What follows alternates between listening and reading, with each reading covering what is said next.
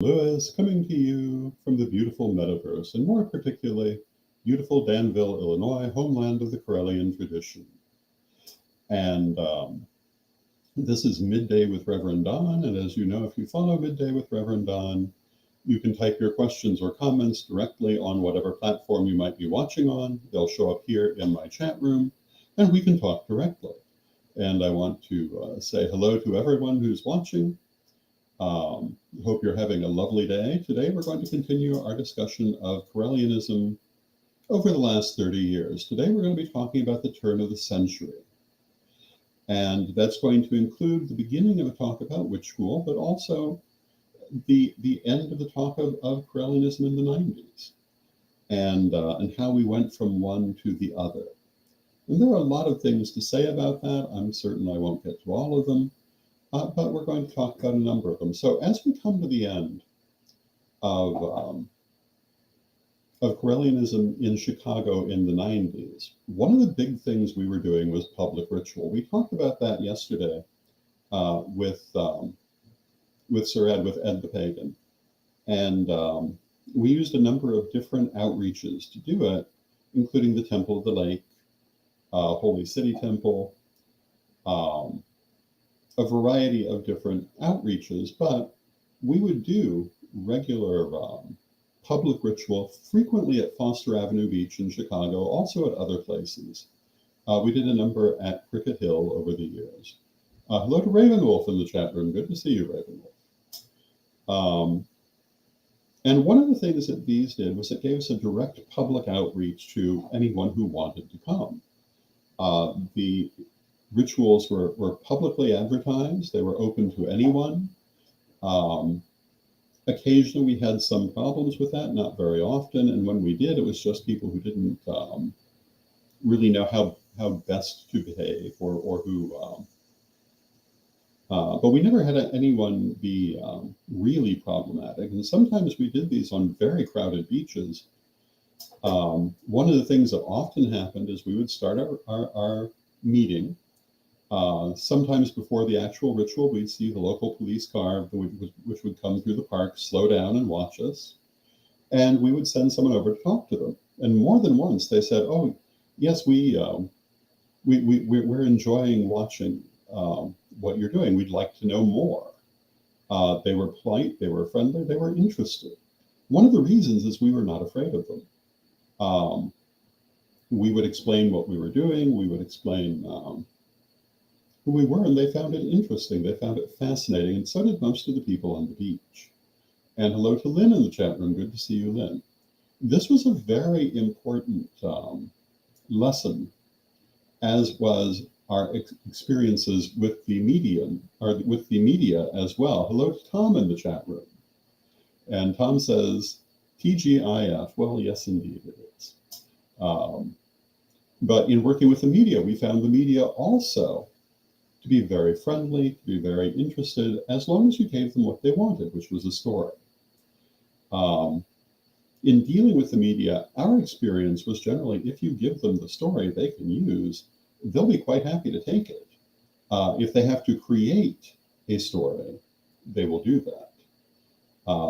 But if you consider what they needed for their article, they'd be quite happy to simply take it from you. Doing the public ritual, we found most people were more interested than not. It was around the late 90s that Sir Ed started the daily spell and other daily e-lists. If you remember when e-lists were a thing, many of you will be too young to remember that. And the daily spell quickly began offering the first degree lessons. And this turned out to be extremely positively received. I think ultimately there were like 1,200 students taking this through that daily list. Not to mention many others who were not actually taking them in the sense of doing the assignments and so forth, but were reading them.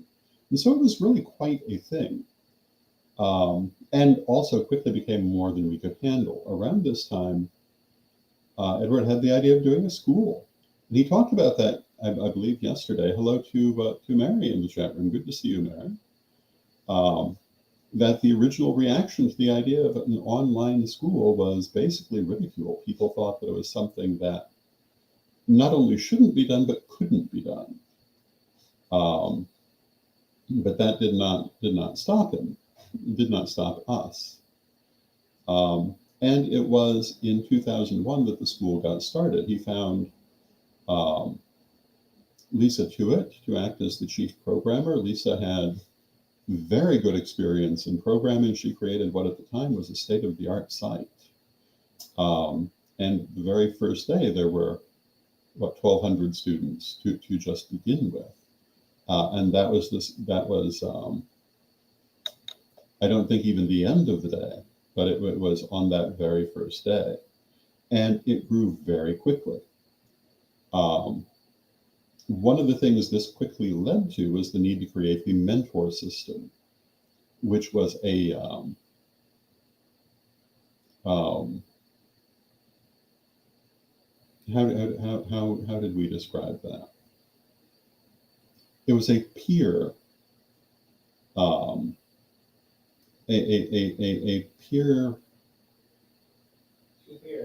peer-to-peer education system. What that means is that the mentors were not teachers. There were some teachers, but they were not the mentors. The mentors were the people who'd passed the classes, understood the material, and could teach it as peers. And this at the time caused some controversy with the existing Correllian high priesthood, who felt they were the only proper teachers, but weren't willing to actually teach it. But the creation of the peer-to-peer teaching system avoided that. And it cost a few high priesthood at that time, but many others quickly filled in. And we stood behind the idea of peer-to-peer education. The idea was that, yeah, just because you'd passed that class, maybe you weren't yet ready to be a teacher, but you were certainly ready to help other people study. And that was the whole idea originally behind the mentor system. And that started from the very first day, even before the first day of the school, because there were simply too many people to handle in any other way. At one time, we had individuals, myself, Sir Edward at another time, various other people trying to handle those 1,200 people all at once as a single teacher. And that proved to be completely impossible. But introducing the mentor system did make it possible because there were enough people then to work with it.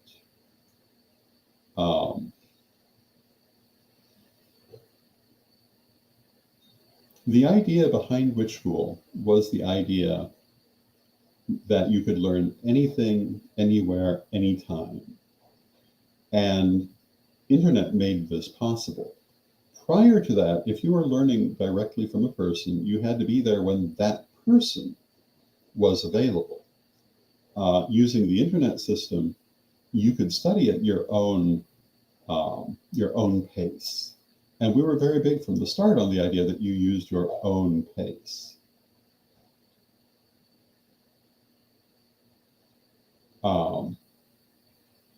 And this was a very big thing. And this came, for me at least, out of the examples I've often given of Lady Crystal saying, okay, we're not quite ready for this, we'll come back to it later at your own pace. It also came from the idea that that's how technology works. So, Edward was very big on the idea of moving at your own pace.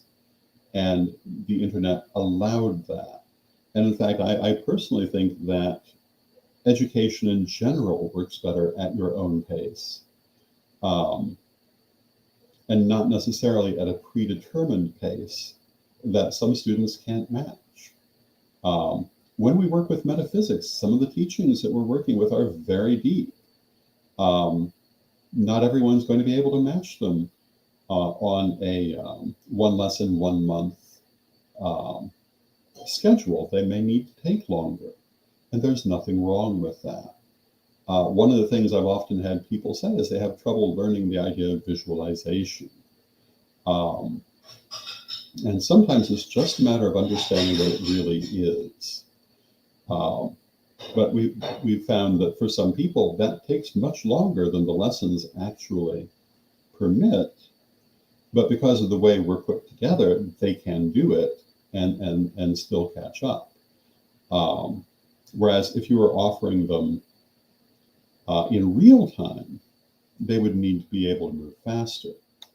So I think that the online lesson was a very good way to teach.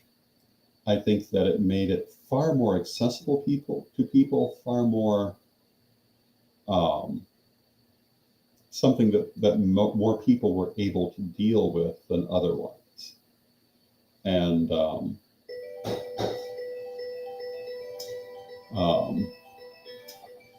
pardon my phone. It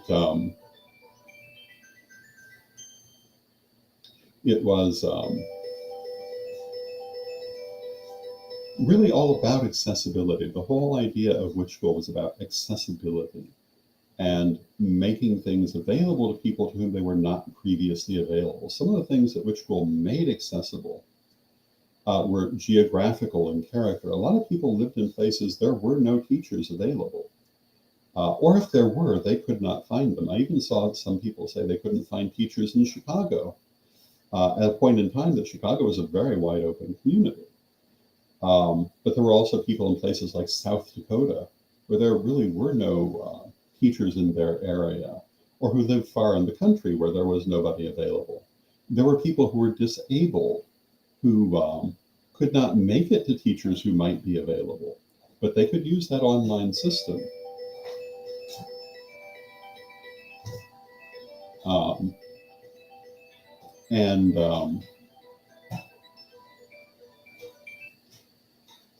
They could use that online system to gain access to what they could not gain access to previously. In the 90s and even the early 2000s, if you were, for example, in a wheelchair, getting to most places that were offering rituals, for example, was very, very difficult. Despite the existence of things like the ADA, most rituals were being held in private homes that weren't necessarily places that you could visit in a wheelchair. They were being held in places that were not necessarily accessible. The same was true for people who had to use other forms of disability, ways of dealing with disabilities, such as people who had hardness of hearing or who were deaf, people who were blind. In a lot of ways, the school, for many of these communities, met that need in a way that was not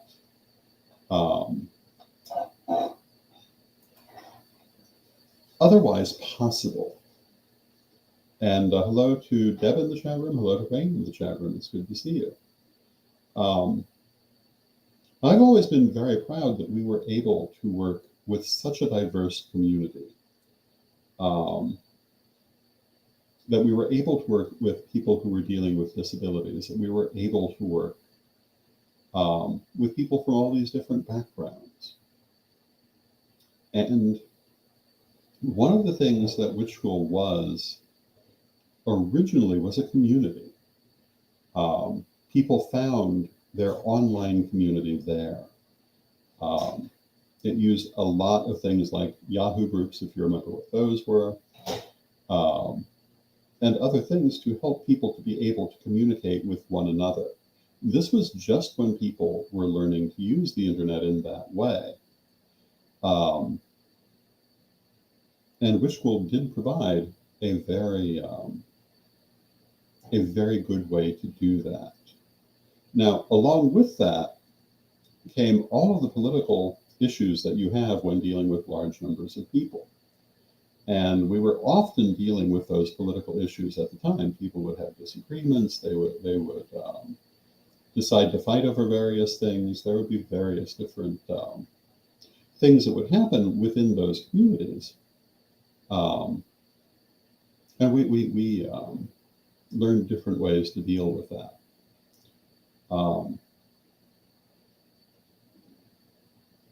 And Deb reminds me about the chat on Monday nights, which started at about.com.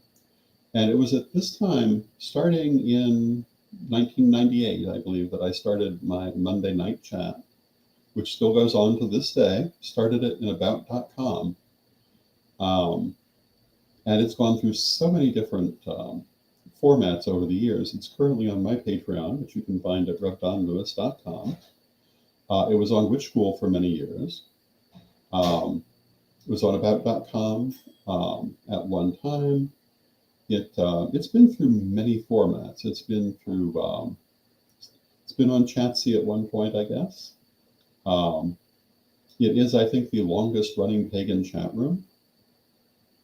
And it's been quite an experience doing that. Every Monday night for, well, since 1998, with a few exceptions for various reasons, I've been doing that chat room. And, you know, some nights the chats we have are deeply metaphysical or deeply involved in serious subjects of other sorts. Other nights, it's just people talking. And one of the things I did not do is I did not set it up to work with any particular theme to talk about, but rather whatever people wanted to bring. And sometimes that has worked better than others, but that also depends on how you look at it. You know, I was talking the other day about Correllianism. Jesus.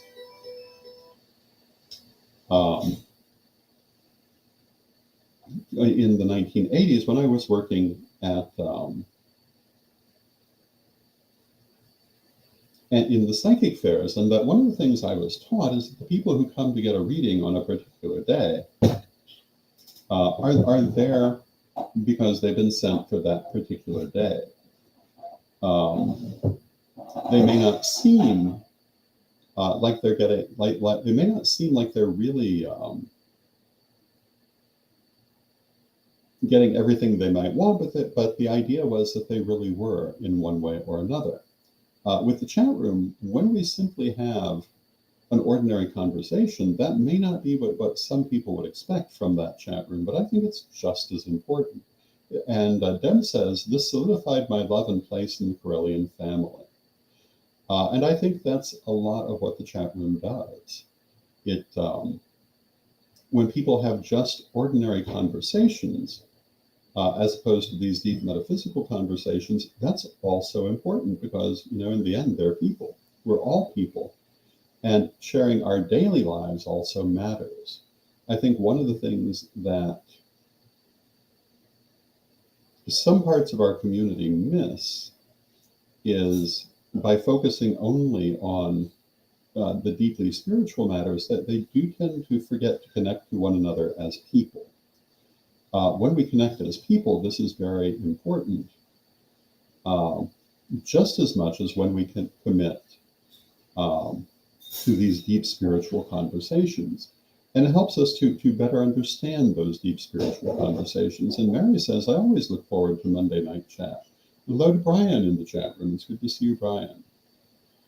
So as we look at Correllianism at the turn of the century, what we're really looking at is accessibility. Everything we were doing was about accessibility, about bringing this to the largest number of people that we could.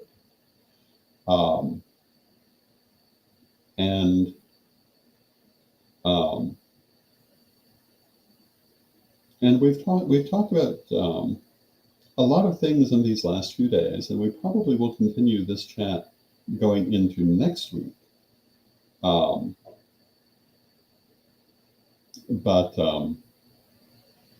Today, I think it's that accessibility we want to focus on. Now, hello to Renee in the chat room. It's good to see you.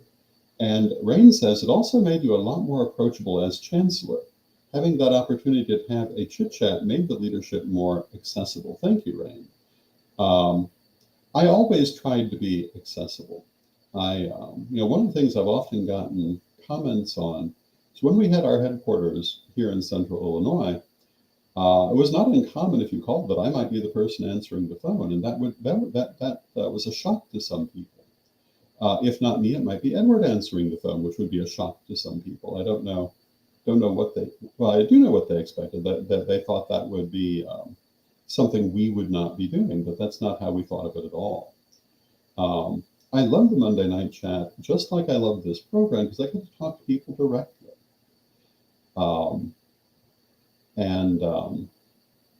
That is, I think, a very important thing always to do. If you cannot talk to the people directly, you're going to have a certain price for that later.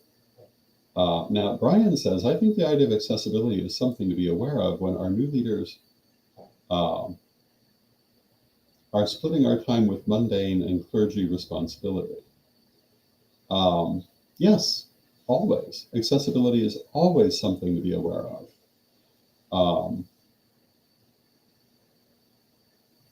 Allowing people to know you as a person is very important to be aware of.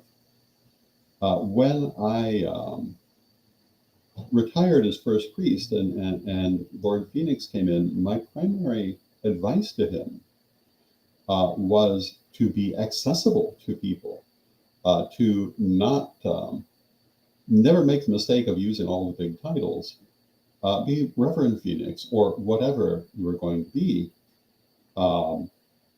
And Kai says, you've spoiled us with your accessibility. Well, thank you. Thank you, Kai. That's very kind of you to say. But it really is vitally important to be accessible. If you're not accessible,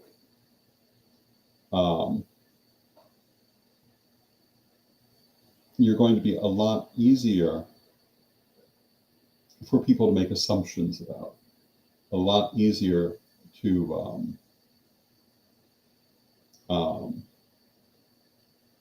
not really be present in your own things. By being accessible, you're right there. People can speak to you. They can see who you are. And I think that's very accessible. That's very important. It's very accessible. The same is true with the lessons. Having them be so accessible to people allowed people to make them more part of their lives rather than just part of an event. It emphasized the journey rather than the destination, which is very important. It is very important, I think, always to remember that ultimately you're heading toward a destination, and the journey is how you get there. Although at the same time, the journey itself is also very important.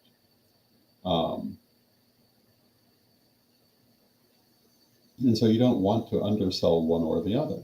You want to have them always be accessible. You want to have them be part of your daily life.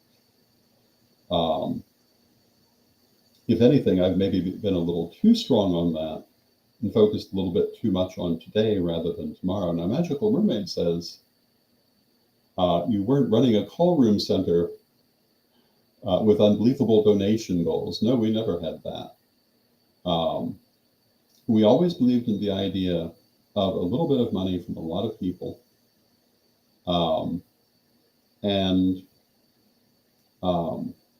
By and large, we never asked for very much.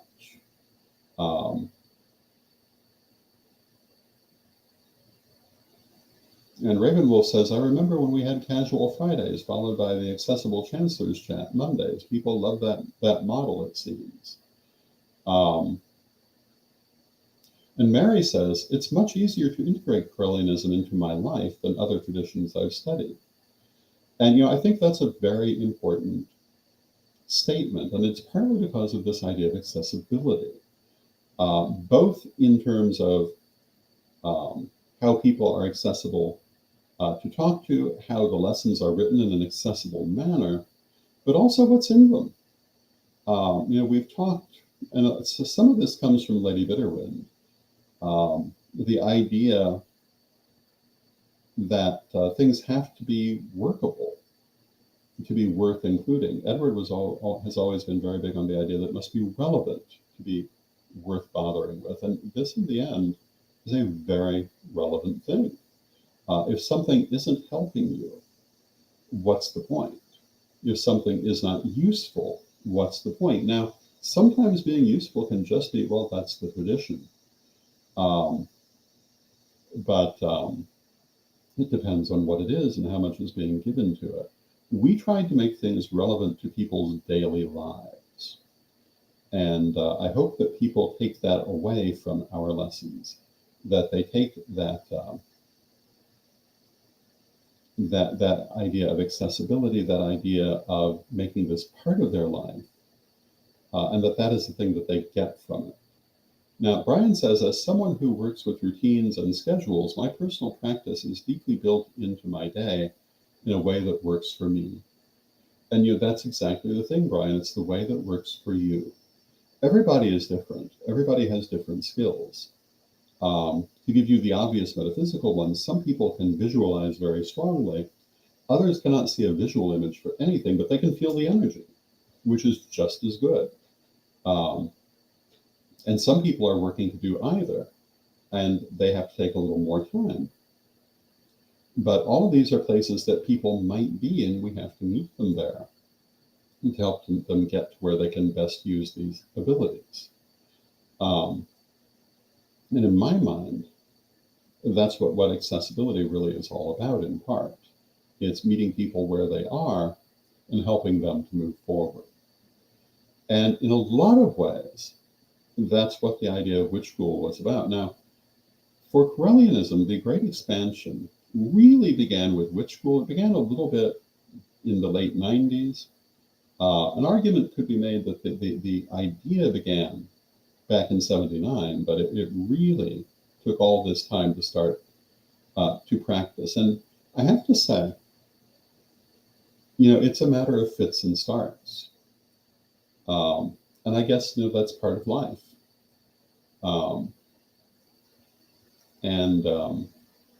Again, that access of relevance, of accessibility, these things are, I think, what make it, in a lot of ways, worth doing. So I want to thank you for joining me today. I see we've come to the end of our hour.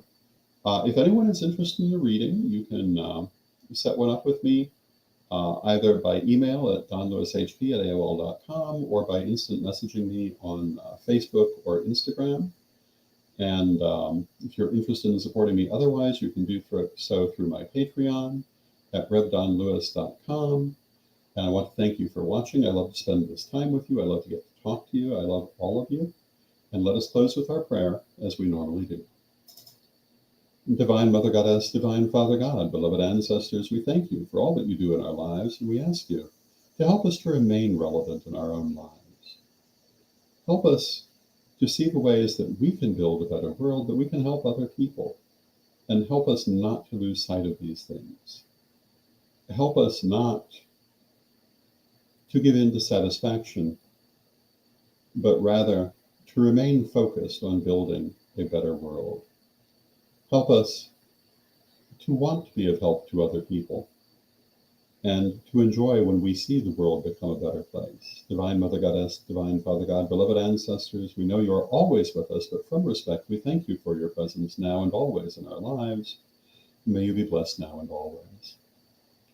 And I thank you for your presence now and hopefully going into the future, and may you be blessed now and always also. And have a lovely, lovely day, and I will see you on Monday.